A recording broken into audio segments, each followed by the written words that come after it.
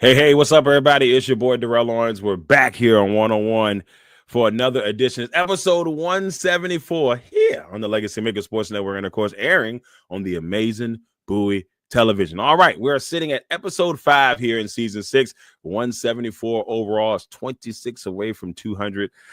So very excited that we're getting closer and closer to that milestone. But with all that being said, today's special guest, very excited to have this gentleman on, man. We've known each other for almost 8 years. We started our friendship being on the Commanders beat together.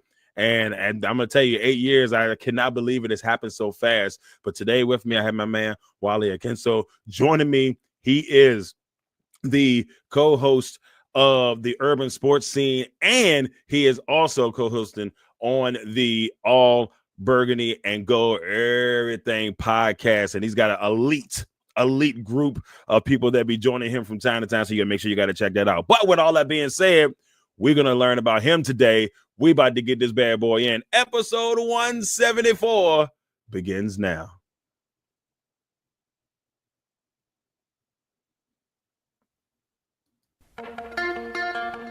One.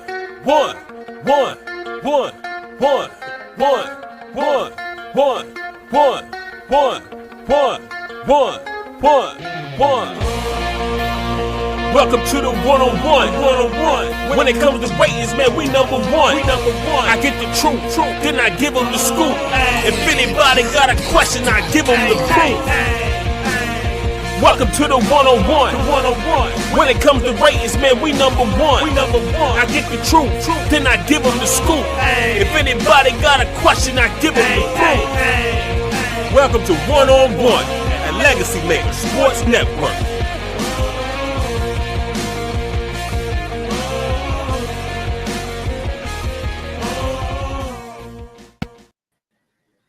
There's going to be a very nice side story to this episode one day.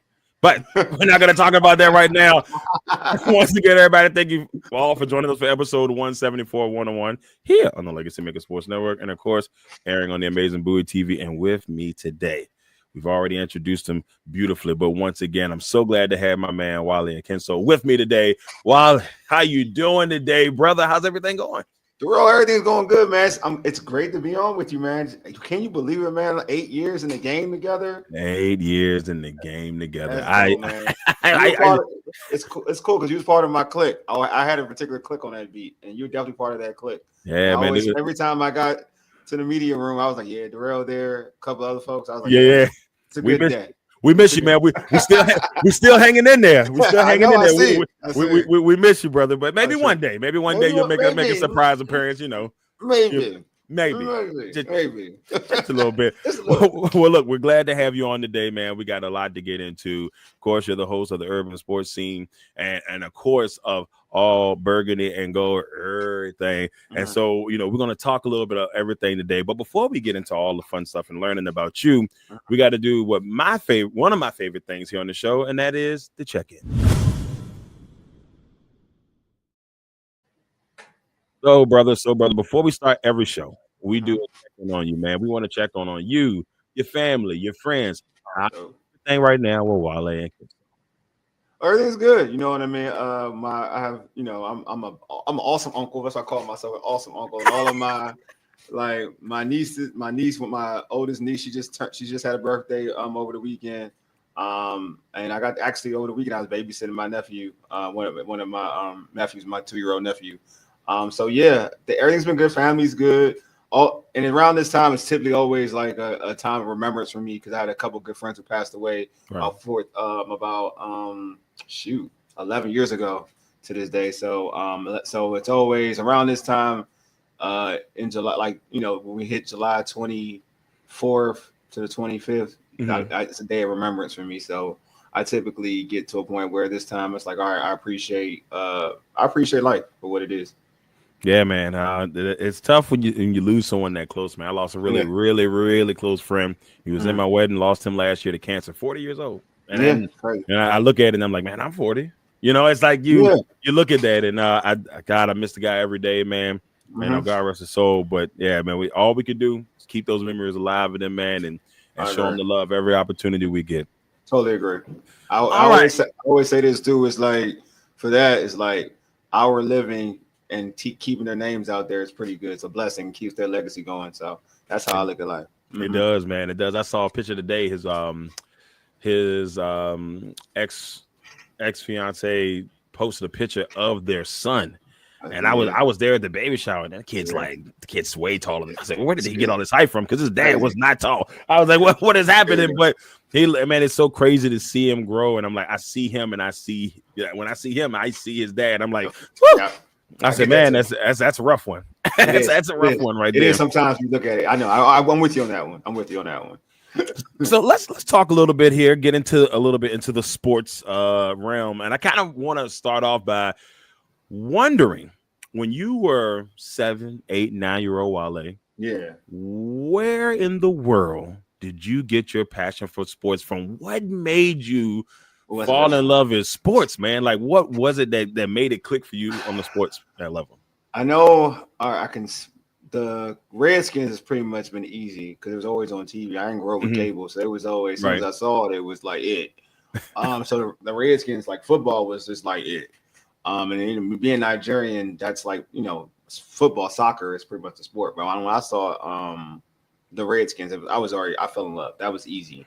And then when it came to basketball, like I initially my love for basketball didn't start until I started playing a little by little. But that's not actually the first time I saw the Bullets, I wasn't impressed. I didn't care. Oh, the Bullets. Because they was on TV, so it's all you knew. Like you didn't know of. But then when I saw, again, I didn't grow up with cable. When I watched like NBC or CBS, actually it was CBS.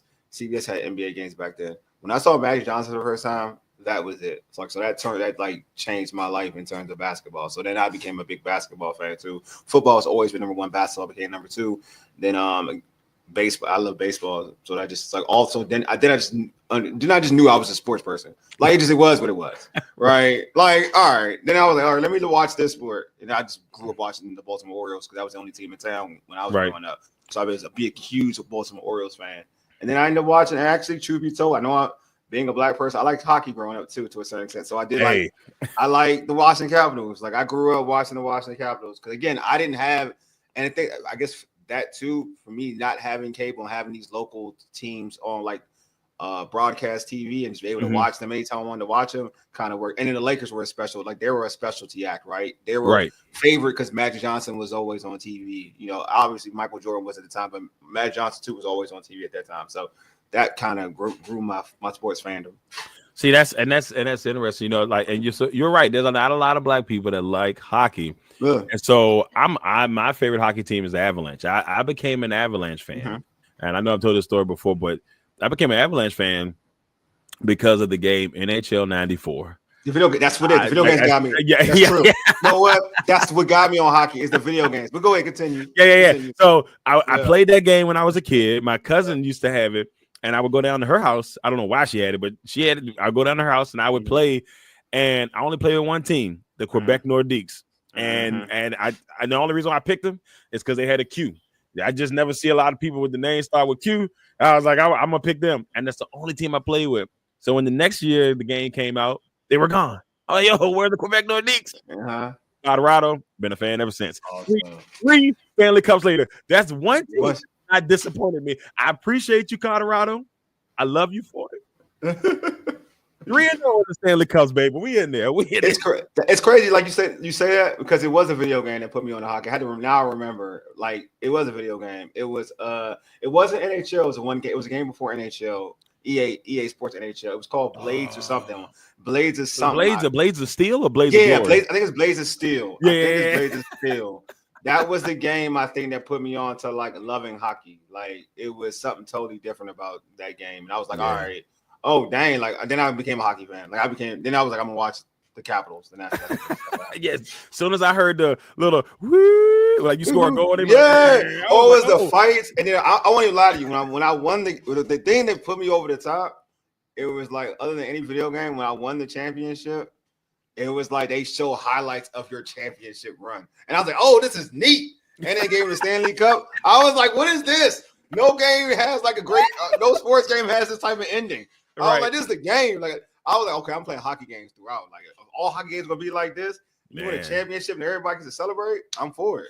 Yeah, the hockey game atmosphere, even up to now, like I haven't played one in maybe like 3 years, but the last one I played, the energy level on there is insane, and that's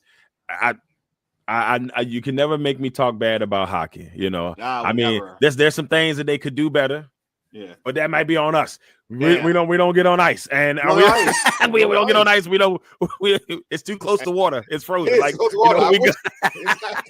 We know our lanes, buddy. We was like, whoa, I don't know if that's me. So shout out to all the brothers out there that were able to make that. You know, my man PK, Superman, he was out there killing it for a long time. So shout out to him. But it wasn't a lot of us. So the ones that was doing it, big strong. They were supreme athletes. Those were the supreme athletes. That's how I categorize it. If you could do that, like me trying to skate is a challenge in its own right. So to do that and do it with agilities, you know what I'm saying, speed and all that, exactly, and balance. I'm sorry, and coordination. You got it. That ain't me. He's like, Darrell, you got to swim to save your life. Ooh really? Nah. Well, it's been a good run. It's been a good run. That's all I got for it. That's all I got for it. So now, Wally, I wanted to kind of know your journey. Now, obviously, me and you both have been in this industry for a while now, but I kind of want to know what gave you the itch to say, man, I want to be in sports media. Okay. I want to be in sports media. I want you to take me on your journey from where it began until where we are right now. Okay, so I can go after college. I think it's the easiest route because I've always been enamored with sports, obviously. But so it was crazy. I was in my regular 9-to-5 with my buddy from college, Justin Watson. Shout out to Justin. Hit me up and it was like, hey, we got this opportunity for this radio station. And you know, since you're located in the DMV, it's in Virginia, Hopewell, Virginia, which is Fox Sports 96.9 FM AM 1300 AM. He's like, we can, you can talk about, some of the local teams like the Redskins at the time. I said, sure, that'd be cool. That's dope.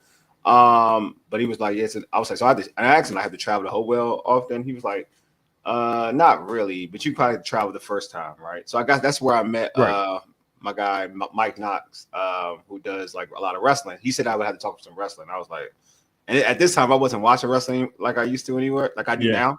And I used to watch wrestling a lot growing up, so that's like I used to. But I was like, all right, it shouldn't bother me. And like as long as I can still talk about sports or whatever, I'm good.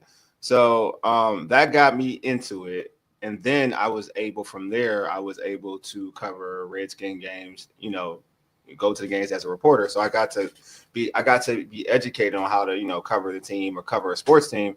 And I learned a lot in during that time in terms of covering the team. Then I branched off to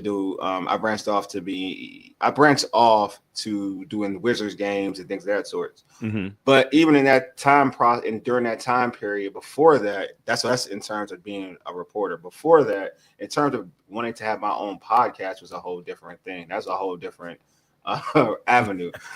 So what happened was a bunch of my friends and we talked about, we were getting annoyed, and this I'm being totally transparent. We were being annoyed by the DMV market when it comes to like sports radio shows. And we were like, all right, there's not a lot of people who are like talking like us or bringing our vantage points out there. Right. So we were like, okay, let's just have a we had to have a podcast. So we all like a bunch, and these all of my friends but one is still one of my good friends. He's still one of my good friends, but we all went to the same University of Maryland Eastern Shore. HBCU, shout out HBCUs. And so we all like decided, okay, we need to have a podcast, blah, blah, blah. So, okay, I have the background. I had the background in terms of all editing because I went to school for it and things of that sort. So boom, we started a podcast. We decided to call it the Urban Sports Team. The name it is today, the Urban Sports Team. So it was exactly. So initially it was about four of us. I guess Ray still would, Ray and I still work together. So Ray, myself, my friend Fish, and my guy Will. There was four of us. So we had a podcast, did it in my apartment, and like I will go back and listen to the first show. Trash. Trash. That's how they all start. Trash, like horrible. But as time went on, we got better. Unfortunately, things happen. Folks can't stay on. but Ray and I continue with the fight, and we've been pretty good at. Well, I like to say we've been pretty good at it. We kind of branched off to do other podcasts as well, other projects off of it. But it's always still the base of the show. Like you talked about me doing all Burgundy and Go Errrything, which is a Commanders podcast, but like it all branches off from there. You know what I mean? Right. So it's like pretty dope that like we started like in 2009 and we're still podcasting and doing it till now. You know what I mean? Like it's kind of crazy. That's the crazy thing. Like we started the podcast. We started the podcast before I did the Fox stuff, right? But we started it, but we're still able to kind of like, still do it and still be committed to the game. You know what I mean? And we kind of found different avenues off of it. You know what I mean? And found different talents off of it. You know what I'm saying? So I think it's been a great journey. It really has been a great journey. 16 years, brother. Yes, it's crazy when you say, because you do it and you love it so much that the years go by fast and you like, wait a minute, I've been doing this for how long now? Oh, okay, all right, cool. It's just it's insane, man. But that's awesome, dude. I had no clue that you were. I knew you've been in the game a minute, but I didn't know you started it back in 2009. That's pretty cool. And when I tell you, like, anytime I see like these young jokers like creating drama and stuff, I'm like, oh, that used to be me. That's so cute. Like on social media, like that's cute. I have stories like Donnell Dockett like cursed us out. It was crazy. Like it was a crazy time. It was a good time. Hey, what's up, Donnell? Hey, miss. And funny story, he used to go to my gym, like playing like that same time. That's funny story. That's a funny story. That's a whole different story. Oh man. Yeah, man. He's like, when I get to that one. Yeah, I'm telling you, to be young. old to be young again. Old to be young again. Yeah. So I kind of want to get into. There's two topics I wanted to get into before we get into our quick one segment. Two things that, like I said, we kind of know well. First, I want to talk about the Commanders. And as they were approaching fastly for the 2025 season, I remember telling myself as soon as they got eliminated, I'm like, man, well, 6 months and seems like it's going to be so far away. That was last week of January or something like that. I was like, oh, man, this is going to be forever. Well, guess what? We're here now. So I just want to know your thoughts. Your overall thoughts on this team. What do you want to see from them this year? What do you think you may see from them this year? Ceilings, all that fun stuff. But just give me your overall perspective on the Commanders this season. I expect them to have a good year. I think once you have a locked-in quarterback, the sky's the limit, right? Just all about putting the pieces around them. Like it's going to be essential obviously for them to have Terry in the building. I think that's important not because of how you value Terry McLaurin, how folks value Terry McLaurin. That's neither here nor there. Everybody, if you know me on social media, you know that I value Terry a lot. But whoever your opinion of what folks' opinion of him, that's whatever. But it's important to have. I think it's very important, especially a year 2 quarterback, is for that quarterback to have all his weapons. You don't want to have minus weapons that you had prior. Your goal, if you really want to make this, if you really want this team to be successful in year 2 for him, and not have him go through issues, then you give him all the talent, all the playmakers you can give him in year 2, and by folks trying to subtract an individual makes no sense. But anyway, back to the point. I think this team should be good when they have all their pieces. I think the NFC East is going to be it's tougher than it was last year. I think people. So I feel like the record may not be the same, but long as I see improvement from Jaden, I think I'm cool. Like I'm cool with that. Like because I think an improvement for Jaden will still land you to a playoff spot. So if Jaden just gets better, I'm fine. But I don't think it's going to be as easy. Like the record they put up last year won't. It's going to be hard to obtain that record because, again, the whole division will be tougher. I told somebody, if this team goes 10-7 with this schedule, that's good. That's a win. And they was like, well, what do you mean, man? I was like, they were 12. It's not the same. Said they were playing in a last place schedule. Yeah. It was either third place or last place schedule last year. Because no, Giants beat them those 2 years. I think they were in the last place schedule last year. They had to play the Bears. Definitely going to be easy schedule. Yeah. So you were winning those games. Now the other kicker with that is a lot of those games were close. Yeah. So a lot of people were like, well, they still but they pulled them off. Yeah. Now we're going to see if what they did in the offseason is going to help push what they've been able to do and keep that momentum going. I think that's a really huge thing for them. But I told somebody, if they go 10-7 this year, they're on the path at the minimum. Yeah. You just don't want to go backwards. You don't want to be 7-10. You don't want to be 8-9. And if you go 8-9 and all the games are just battles, you may be That's like, different. okay, That's different too. yeah, but it'll be interesting because you're playing heavy hitters. You're gonna have, the Chiefs, and not just because they're behind me, but the Packers, youngest team in football, but have made the playoffs twice.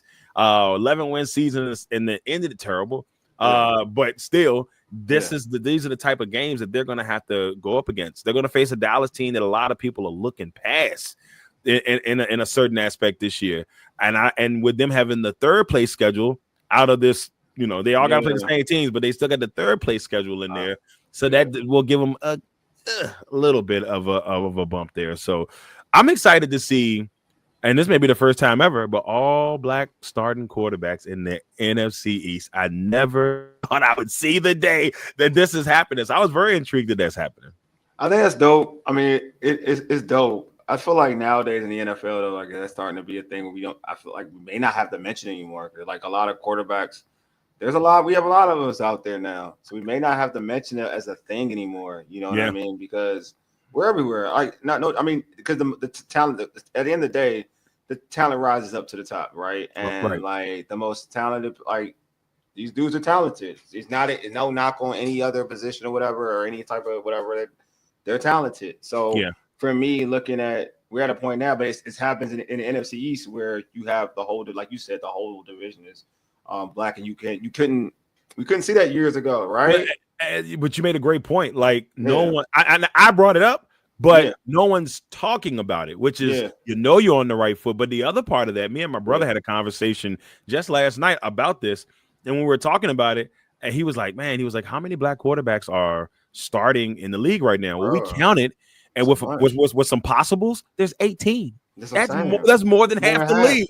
And I was like, and younger me, like 10-year-old me, I would have never thought that. I'm like, maybe we get 5, maybe we get 6. But where we are now, beautiful thing to see. But like I said, Pat, like you said, no one's talking about that. Yeah, which is a good thing. Our owners are looking at it like, hey, I'm just looking at the QB. Yeah, I'm not looking at that, which is a great thing. So shout out to all the quarterbacks that had to go through that to get to where we are now. Facts. Facts. You know what I'm saying? Like you look at like Jalen Hurts, it wasn't him winning Super Bowl as a black quarterback wasn't really the major storyline. No, they were talking about, was he a good quarterback? Yeah, was he a good quarterback? That was the thing they had going in. Like, was he a good quarterback? Can he beat Patrick Mahomes? Can he beat Patrick Mahomes? Yep. That's it. And he and a lot of people don't look at it, but he outperformed Patrick Mahomes in both Super Bowls they were in. Yes, they probably should have won that last one. They were up 21-7. They probably should have won that one. So you look at how he's been able to do. He's been playing at a high level even since college. So shout out to him, and just shout out. I'm excited to see where this season kind of goes. Y'all Packers, y'all got a good one too, though. Packers got a good one. Yeah. Look, I'm excited. I'm excited about what, like I said, still being the youngest team in football, and which I thought was funny when I saw that they posted that the Commanders are the oldest team in football, and I would have never thought that. It's only because of 2 players, man. I was like, it's like Von Miller. They added Von Miller and Bobby. Von Miller, Bobby, and Zach Ertz. They spiked that all the way up. Everybody's like, super young, but them. It's like everybody was 38, 36, 35. I'm like, come on, guys, what are we doing here? You messed the averages, man. You're messing it up. But we love those guys. All the hard work they put in last year, and what made it great for the Commanders, I believe. You having Vaughn now, but having Ertz, having Bobby, having that strong veteran presence on both sides of the ball, a Super Bowl champion in each player, helping Jaden, both of them helping Jaden in different ways. So it's just a beautiful thing right now to watch this team, and I'm excited. But me right now, mentally, I say 10-7. I know it's early. Anything could change, but that's my minimum for them. And that's why I stick with last year. I said 7-10, and I was wrong. I was glad I was wrong. But I'm going to say 10-7 this year. That's why I'm sticking. You better than me, because last year I had us in the Travis Hunter Bowl. I was trying to get Travis Hunter. The Travis Hunter Bowl. I was trying to get Travis. Anybody watch my show, they know. Like, I mean, they got receipts on me for that, but I was trying to get Travis Hunter like a month. I was like, man, why not? Why don't give me Travis Hunter with? We compare him with Jaden. We good. Like Travis Hunter, we good. But to record wise, it's tough. You know what I mean? Because I try not to because last year I was so negative. This year I'm like I'm not as negative. You'll I'm be a not little bit more positive this I'm year. very positive this year. Like this blows me because I feel like this is where bad things happen. So I feel like you got 10-7. I feel like 11-6 is a possible 11-6. I like 11-6. I don't 10-7 is real. I think it's very. I feel like 10-7 is more on the dot. I won't lie to you, but I don't because I don't feel like they're gonna win 12 games. I just feel like not because of the out of conference schedule. I mean, out of the conference schedule, out of division schedule. Excuse me. Not because of. I just feel like more of the division. I think the division is gonna be so much tougher. Yeah. Than it was last year. Like I think the Cowboys are tougher. Even though I think Dak is trash. Sorry, I said that. I apologize. Even though I think, but like.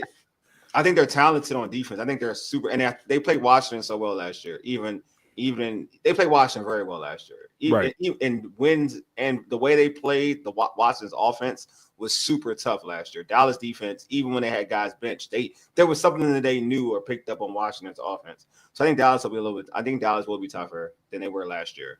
Because they'll have more talent around them as well. The Giants, I think the Giants have the best front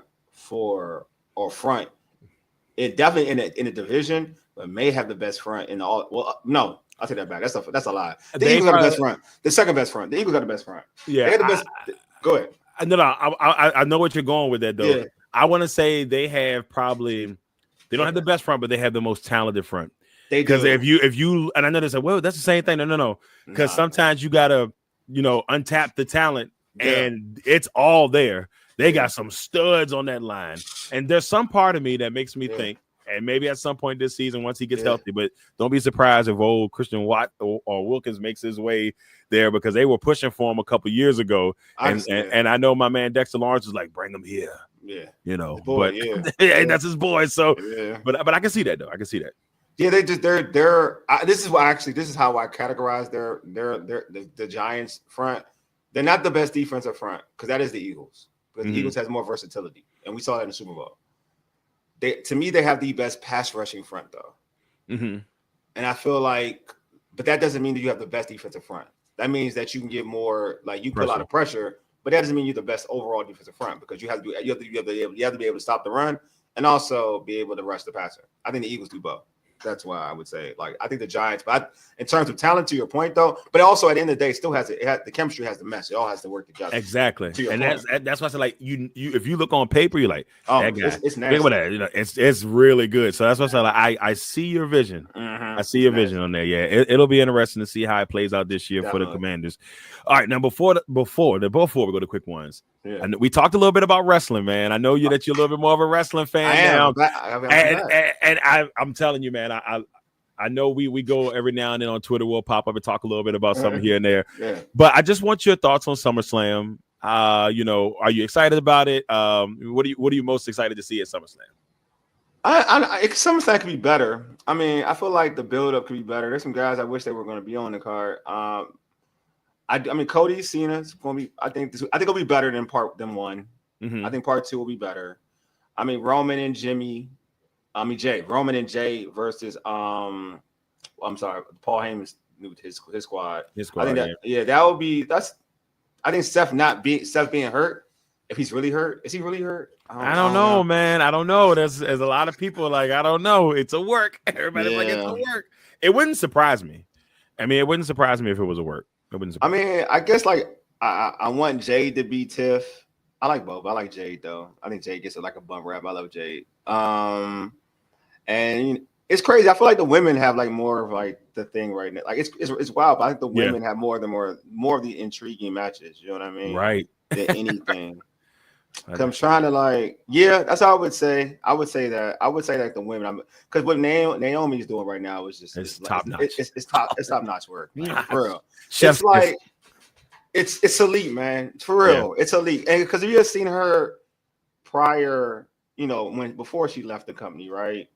Mm-hmm. I mean, even before she was teaming with Sasha, right? Even before that, like you would say, like she's obviously you would want more for her, but she wasn't totally there yet, right? Like there, like where she's at now, she's really one of the best women workers in all wrestling. Like, I don't tap into any company you want to. You know, you see what Mercedes is doing in multiple companies, winning multiple belts.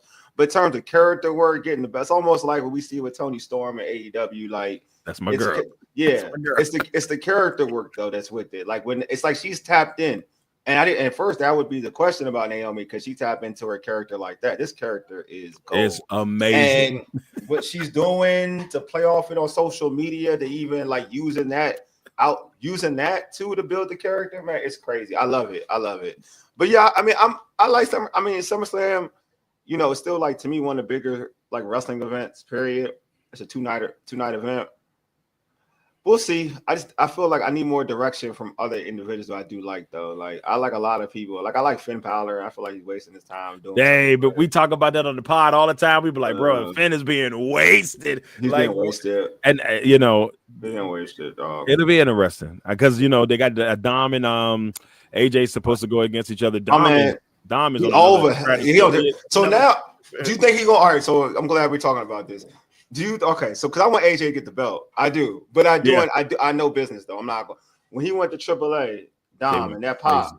So like Dom is now like, no, you're right. Dom is starting to get a certain level, and like, so do you take the belt? Do you take the belt off of him and get the AJ? I don't think so.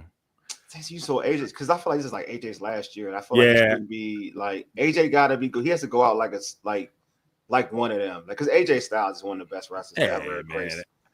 It's tough because I feel like he's gonna have a little run at TNA, and I think he's gonna do a run at TNA. I think he's gonna probably wrestle at Bound for Glory, and they just haven't. You think so? Yeah, because they hinted at it at Slammiversary. He did say something, but he didn't like. But he never said it. Yeah. All right. So we just say, okay, I'm with you. Yeah, I think it might be him and Leon Slater. And it'll be one of those things where AJ just helps Leon take another step. And I think that's what he's doing with Dominic right now. Like, this is a good storyline, and then Dominic was a little bit nicked up, so they're doing a good job of showing AJ's so versatile. Like he's playing the comedian, he's playing a little bit of comedian right now, and he's doing a good job at it. You know he's going to do greatness in the ring, so that's not even a question.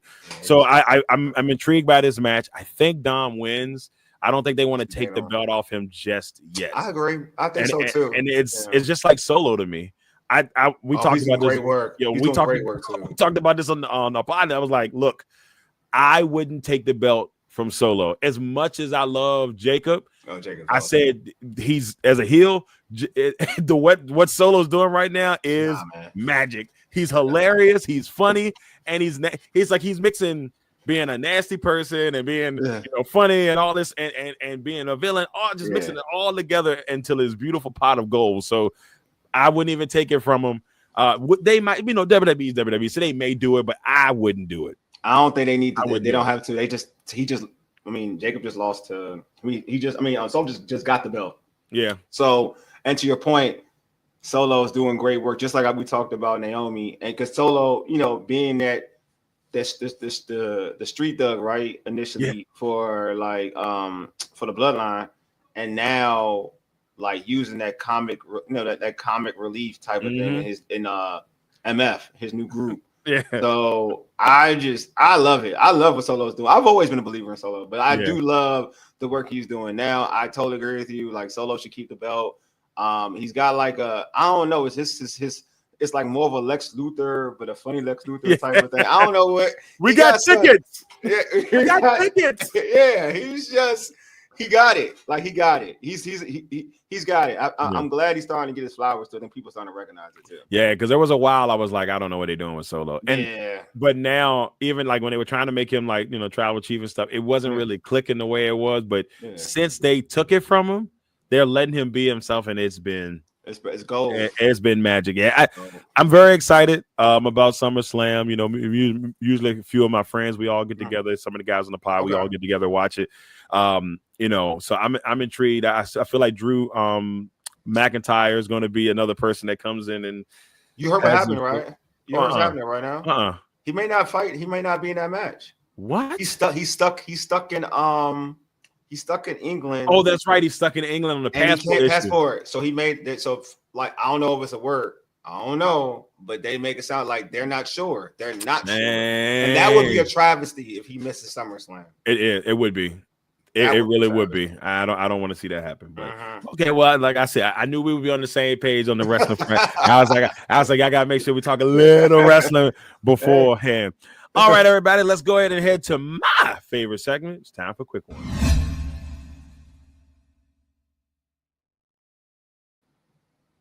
All right, Wally, are you ready for your edition of quick ones here on 101? I think I'm ready, man. I think I'm ready.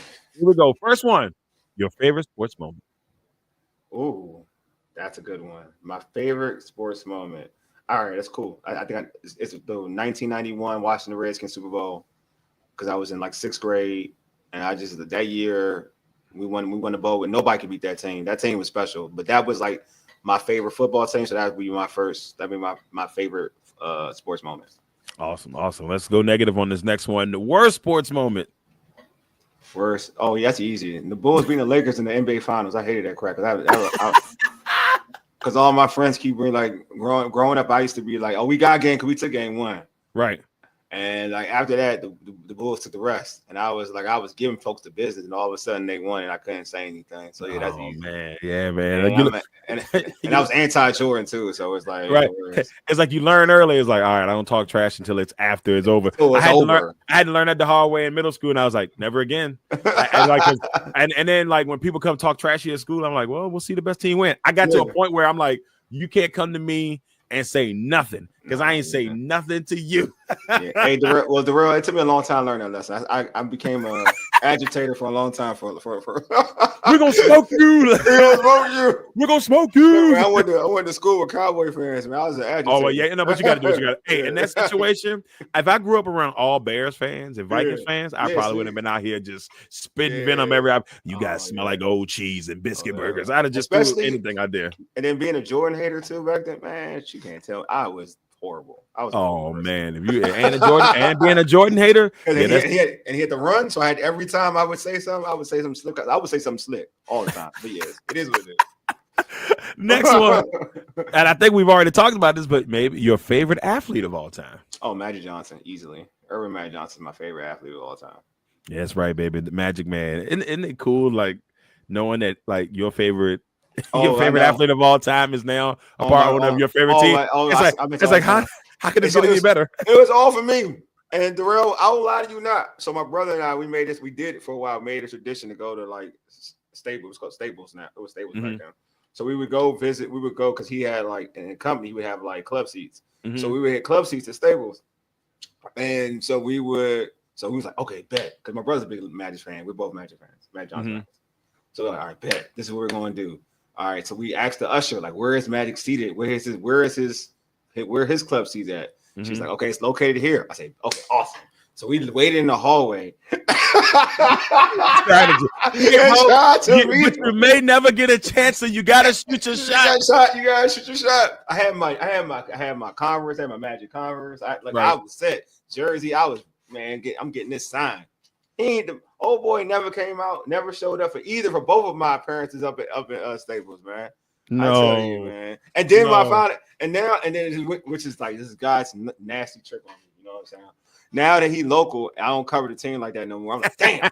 Hey, you know, and it's so funny because like last year, the first time I saw him, I went up there for like when they introduced him. Yeah. The first time like I saw him where it was like, hey, how you doing today, Magic? It was so wild. Yeah. We were in New York, and I think when the Commanders were playing the Giants, and I was walking in the hallway. First, I saw Lawrence Taylor, which that was the first thing that flipped me. I turned the corner, and I was a hey LT. I was like, did I just speak to Lawrence Taylor? Like okay, all right, cool. You know, I was like, all right, whatever. And then I walk a little bit further, and I just run into Magic, and Magic 6'9". Yeah, and it just never clicked. I looked, I said, dang, Magic tall, man. I'm like, okay, all right, Magic's tall. So it was definitely a cool experience. And then like I think when they played Tampa in the playoff game, I was right there when him and Terry were hugging. I'm just sitting there recording to my this is pretty cool. I still got it on my phone. I'm like, look how cool this is, So you know what the sign is, brother, you're gonna have to. Had to come back, right? I know. You got to come back. You got to go because now your team, look, the team's winning, and then you just might get to see Magic Johnson. I mean, it's a strong possibility. I mean, you ain't lying. just throwing it in there. Next one on quick ones. I don't know if you're a big ice cream person, but if you are, give me your top 5 ice cream flavors. Okay, I used to be a big ice cream person, but obviously number 1 would be chocolate. Okay. This sherbet count? Yeah, sherbet counts as ice cream. All right, sherbet 2. I make sure. I mean, sherbet 2. Now it's starting to get real iffy. Vanilla, that's what we be 3. Cause I'm basic. I'm real basic. Vanilla 3. Basic ice cream guy. Strawberry be like 4. I guess blue raspberry be like 5. Blue raspberry, intriguing. Yeah, only because when I used to work. I mean, I'm giving y'all a lot of information right now. Only because when I used to work spilling the tea. I know. I used to work at Jeepers. I don't know. Y'all know what Jeepers is. Like, it was like Jeepers is like a Chuck E. Cheese. Right? It was. Now it's shut down. But like a Chuck E. Cheese. And it was a Baskin Robbins like in the mall. So anytime I was like, my boy used to work at Baskin Robbins. So when we were closing, we would go to Baskin Robbins and like get like a free cup of like blue raspberry. It was bomb. I don't know why. If it's good, it's good. I mean, that's all you can ask for. I ain't gonna lie. I'm trying this Kit Kat ice cream bar. It's pretty good. I ain't gonna lie to you. I won't give my top 5 because as you know, I love Bluebell ice cream. So that's a whole different dream. But there's an ice cream, like, you know how they started a while ago, they were doing it with cereals. They were like, hey, try honey made, which was actually good. It was a honey made graham cracker one. They had s'mores, they had all that stuff. Okay. Well, now they're doing it with the candy bars. So they had Kit Kat, you got Butterfinger, you got Baby Ruth, but they actually made $100,000 one. Did they? I'm telling you, I don't even like $100,000 the candy bar like talking about. I'll eat it if it's Halloween candy is in there. But man, I tried the ice cream bar, magic. Literally, I could not believe it. I was blown away. I was like, oh, that's man, crazy. Yep. They sell them at the Food Line around the corner. Do they? They sell them at $4.99. A little promo for you, Food Line. You know, there you go. There you go. Too much. This for you, buddy. This one for you, baby. Last one. So you're having a cruise ship concert. Okay. You get to pick 4 artists to be on the cruise. Who's going to be on the cruise performing? Living on your cruise ship. Living, alive, dead, or does it matter? Just going living? It can be either or. Okay, if it doesn't matter, Michael Jackson would be my first. All day, every day. I would have Michael Jackson, DMX.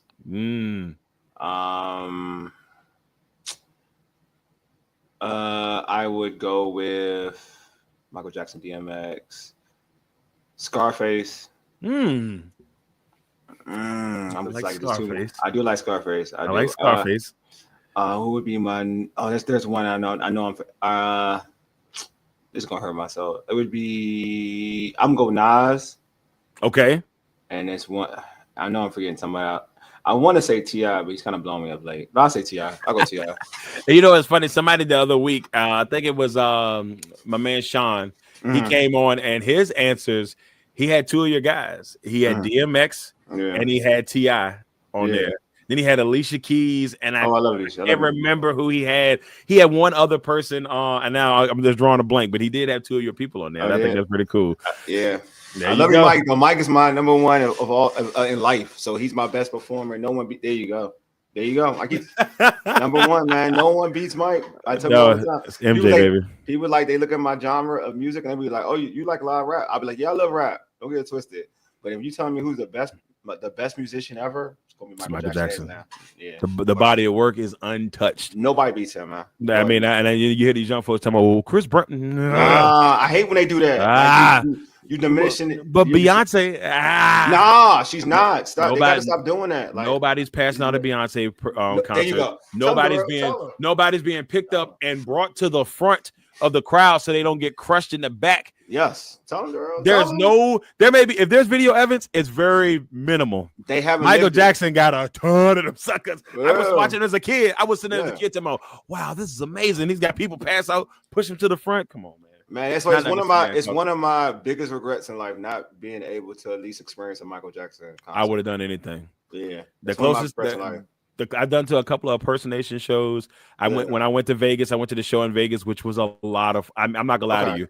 I was up in there singing my butt off in the Vegas show that they have. I can't forget which I can't even remember which casino is in. But if you ever go, definitely go, man. You will enjoy it. I sat there and said, when I come back, I'm going again. That's how, and they had like his outfits and stuff in like glass cases when you walk in before the show starts.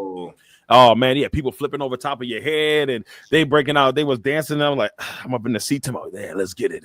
I'm up. It was, dude. It was amazing. Have you did the Broadway thing? Somebody's told me like I need to go check that out too. It came to Richmond not too long ago, but I didn't get a chance to go. Man, my friend went and I did not get a chance to go, and I was so upset because I found out about it late. Yeah, and I was like, nah, man, that jank ain't cool. I was mad. I know. I'm with you. I want to check that out. There's multi. I haven't thought about going to New York to check it. That's how impressed I want to see it. Cause you know, man, it is what it is. It's MJ, man. It's MJ. You know, man. And I mean, I saw Janet live, and for free, and it was. Yes. I mean, at least I can say I saw A Jackson. And I'm good with that. So I'm good with that.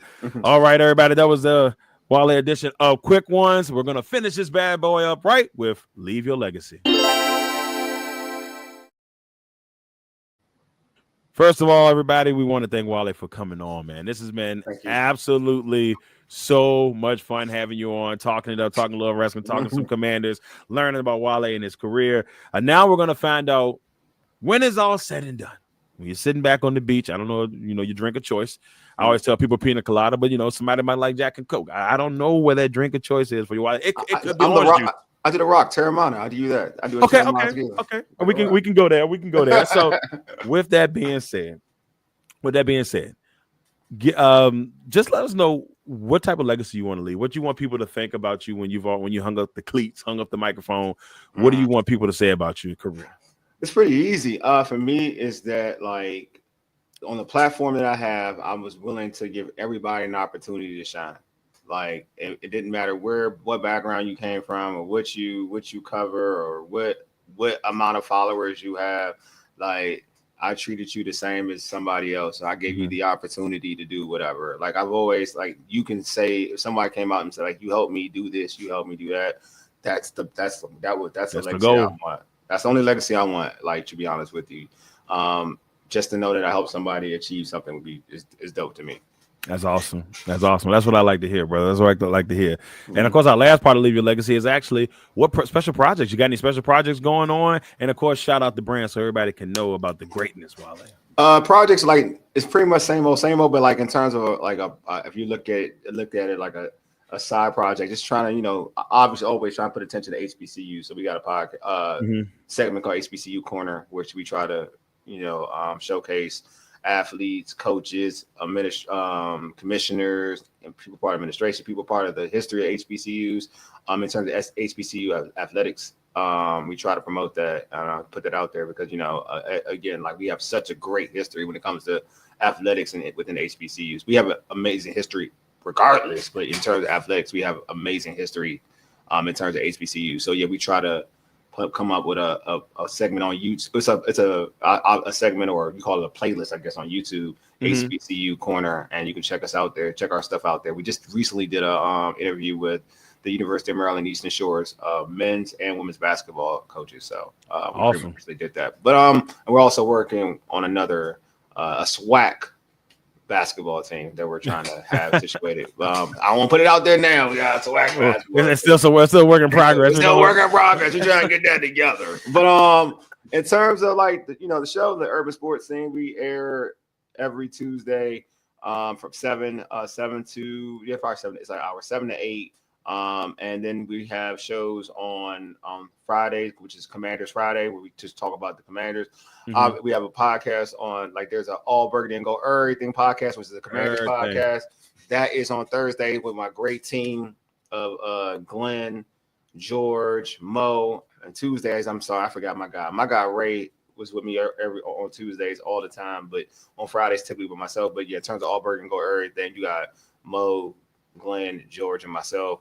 Appreciate them. They're cool. I always told them, man, they keep calling me the boss. I ain't the boss. We a team. We all equal. So I don't like to say that. Like, we all equal and everything. So But yeah, those are you can find those podcasts on all podcast platforms, and we have our video component on YouTube. So you check out, if you search out Urban Sports Scene or All Burgundy and go Errrything, you'll find it. So just is that simple? Everybody go check them out. I mean, yeah, check out. What are you waiting for? Yeah, what are you waiting for? Come on, man. Now, we search. Just go in there and do it. So it's funny because a couple years ago we started Green and Gold over everything, and it was inspired by the greatness that you guys are doing. Oh, that's awesome. So I mean, it was funny because when I thought about it, I said, well, I love that they got everything. I said, but what? Everything like an old 70s pimp or something like that. Everything. So I kind of like that. So that's a shout out to you guys, man, and all the hard work that you done over there, man. So yeah, we don't do it. No, I ain't gonna lie to you. We don't pop up as many episodes as you guys do. We just usually do in season stuff, and then we'll talk a little stuff here and there. But that was just my little passion project. I said, you know what, I could talk Packers football, but I just, with everything going on with my, being so commander oriented throughout the season, I just got to talk the vent each week.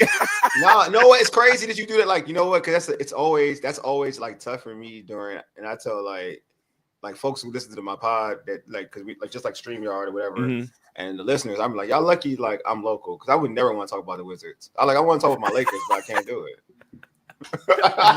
Talk about those stupid Wizards, man. I gotta talk about the Wizards. I gotta talk about y'all. I gotta talk about my Lakers. You can tell, I'm trying to stay. I'm trying to stay true to the grind. Trying. Stay true to the grind. I could talk about if you gave me my device up to my devices, I've been talking about the Lakers. just I mean, because at this point, y'all, the poor Wizards, until the Wizards finally, in 2032. In 2032, when they become the OKC Thunder, because that's what they want to be. So in 2032, when that happens, you'll finally be able to talk good about the Wizards. But exactly, it's a long road ahead, my guy. When they didn't get Cooper Flag, I said, bro. When I saw 6, I said somebody out there hates the Wizards. They I don't know who it is, but they hate them. And I will say this. You're right. But I will say this. They're not Cooper. It's not Cooper Flag. Cooper Flag is amazing. He would have been amazing for him. Yeah. The kid they did get, Trey Johnson, he's gonna be good. Tough. Yeah, he's tough. He's tough.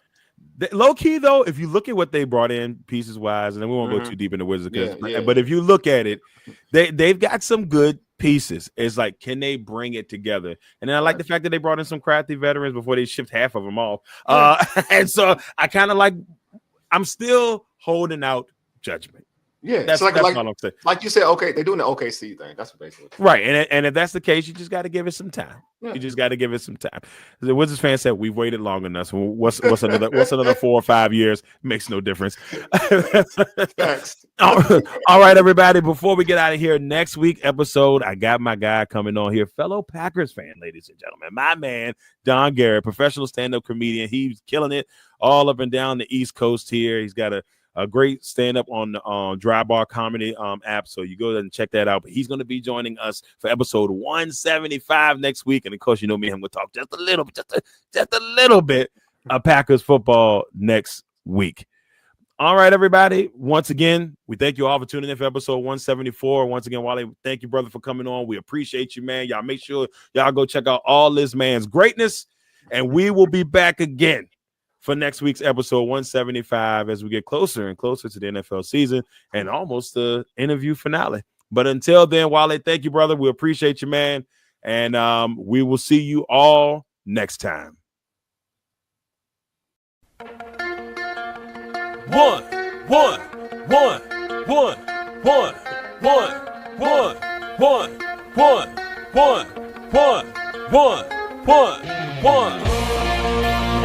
Welcome to the 101. When it comes to ratings, man, we number one. I get the truth, then I give them the scoop.